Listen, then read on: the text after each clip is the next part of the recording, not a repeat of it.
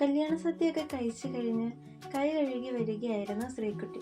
അപ്പോഴാണ് ശ്രീനാഥിനെ കാണുന്നത്. സിദ്ധുചേട്ടൻ അനിയനല്ലേ അത്? ചെന്ന് മിണ്ടിയേക്കാം. പിന്നെ പിന്നെ ഒരവസരം കിട്ടിയില്ലെങ്കിലോ? Hi bro. ഹായ്. ബ്രോ സിദ്ധുചേട്ടന്റെ അനിയനാണല്ലേ? ഞാൻ ശ്രവണയുടെ ബെസ്റ്റ് ഫ്രണ്ട് ആണ്, ശ്രീകുട്ടി. സിദ്ധു പറഞ്ഞ എനിക്കറിയാം.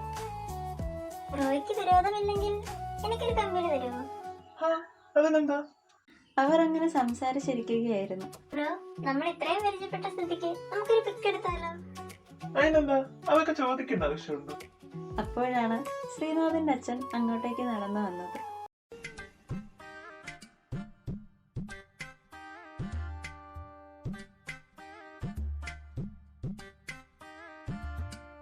താമസിക്കാതെ തന്നെ ഒന്നും കൂടി ഓഡിറ്റോറിയം ബുക്ക് ചെയ്യേണ്ടി വരും. അതാരാ? നല്ല പരിചയമുള്ളമ്മ. അയ്യോ, അച്ഛൻ.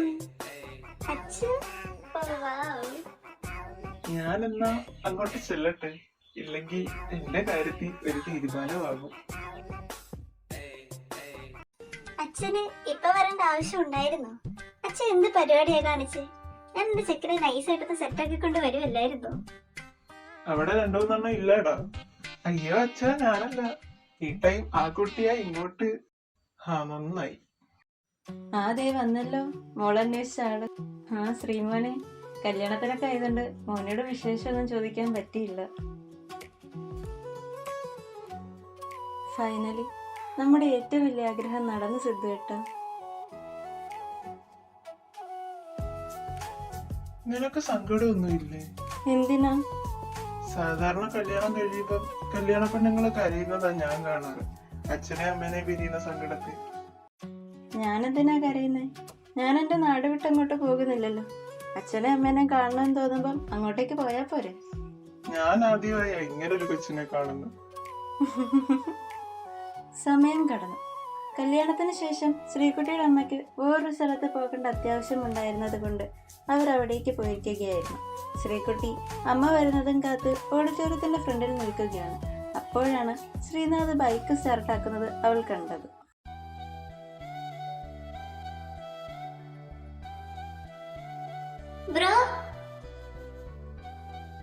അവൾ അവന്റെ അടുക്കിലേക്ക് ഓടിച്ചെന്നു. ബ്രോ, ഞാൻ കൂടി വന്നോട്ടെ? പണ്ടേ അമ്മ കൊണ്ടുപോയിരുന്നു. അമ്മ വരാൻ താമസിക്കുമെന്ന്. അതിനെന്താ, ബാ കേറ്.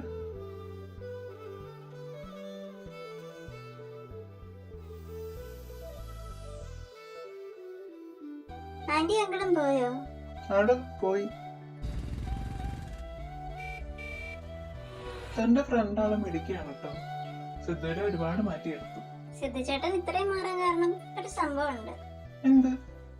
ഒരു ദിവസം സിദ്ധുചേട്ടനും ശ്രവണയും കൂടി നടന്നു പോകുമ്പോൾ സിദ്ധുചേട്ടന്റെ കൂട്ടുകാരില്ലായിരുന്നോ? ആ ചേട്ടന്മാര് ഓരോന്ന് പറഞ്ഞു. അത് കേട്ട് ശ്രവണ എതിർത്തു. തേങ്ങട പേടിത്തന്നെ അടുത്ത പെണ്ണിനെ സെറ്റാക്കിയിട്ടുണ്ട്. സ്നേഹിച്ച പെണ്ണിനെ വിളിച്ചിറക്കിക്കൊണ്ട് വരാൻ പോലും ധൈര്യമില്ലാത്തവനാ അടുത്ത പെണ്ണിനെയൊക്കെ സെറ്റാക്കണ. ഇവളൊക്കെ എന്ത് കണ്ടിട്ടാ ആ പേടിത്തണ്ടനെ പ്രേമിച്ചു നടക്കുന്നു? ഇവന്മാരെ ഇന്ന് ഞാൻ എടോ വേണ്ട, വിട്ടേക്ക്. എന്ത് വിടാൻ? സിദ്ധുവേട്ടന് ഇവന്മാരെ ഒന്നും പറയാത്തത് കൊണ്ടാ ഇവന്മാര് പിന്നെയും സിദ്ധുവേട്ടനെ കാണുമ്പോൾ ഓരോന്ന് പറയുന്നത്. ഇന്നത്തോടെ ഇവന്മാരുടെ വാ ഞാൻ പൂട്ടിക്കും. അതെ ചേട്ടന്മാരെ, കുറെ നാളായി ഞാൻ കേൾക്കുന്നു നിങ്ങളെല്ലാരും കൂടി സിദ്ധുവേട്ടനെ കടന്ന് കളിയാക്കുന്നത്. ഓ നോക്കടാ, ഏട്ടായ പറഞ്ഞപ്പോ കാന്താരിക്ക് സഹിച്ചില്ല. അതെ, സഹിച്ചില്ല. നീ പേടിത്തൊണ്ടന്റെ കാര്യത്തിലാണോ ഞങ്ങളോട് തർക്കിക്കാൻ നിൽക്കുന്നത്? എന്തായാലും സ്നേഹിക്കുന്ന പെണ്ണിനോട് ഇഷ്ടം തുറന്നു പറയാൻ പേടിയുള്ള ചേട്ടനെക്കാളും എന്തുകൊണ്ടും ധൈര്യം എന്റെ സിദ്ധുചേട്ടനുണ്ട്. അന്നേ അവന്തിക ചേച്ചിയെ വിളിക്കാൻ പോയത് സിദ്ധുചേട്ടൻ ഒറ്റയ്ക്ക് തന്നെയാ, അല്ലാതെ നിങ്ങളാരും കൂടെ പോയൊന്നും ഇല്ലല്ലോ. കൂട്ടുകാരാണെന്നും പറഞ്ഞുകൊണ്ട് കുറെ നാൾ നടന്നതല്ലേ. സിദ്ധുചേട്ടനെ ആവശ്യത്തിന് മാത്രമല്ലേ നിങ്ങൾ കൂടെ കൊണ്ട് നടത്തിയിട്ടുള്ളൂ. ആവശ്യം കഴിഞ്ഞപ്പം സിദ്ധുചേട്ടനെ വിടുകയും ചെയ്തു. എന്നിട്ടാ കളിയാക്കാൻ നടക്കുന്ന. പിന്നെ ഞാൻ ഒരു കാര്യം കൂടി പറയാം. ഇത് പറയണ്ടെന്ന് വിചാരിച്ച, പക്ഷെ പറയിപ്പിക്കാതെ നിങ്ങൾ വിടത്തില്ലല്ലോ. അതുകൊണ്ട് പറയുക.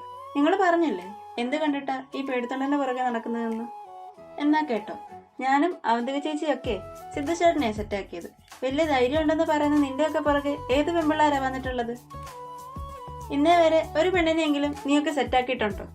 ഇല്ലല്ലോ. അപ്പോ കൂടുതലൊന്നും പറഞ്ഞോണ്ട് വരണ്ട.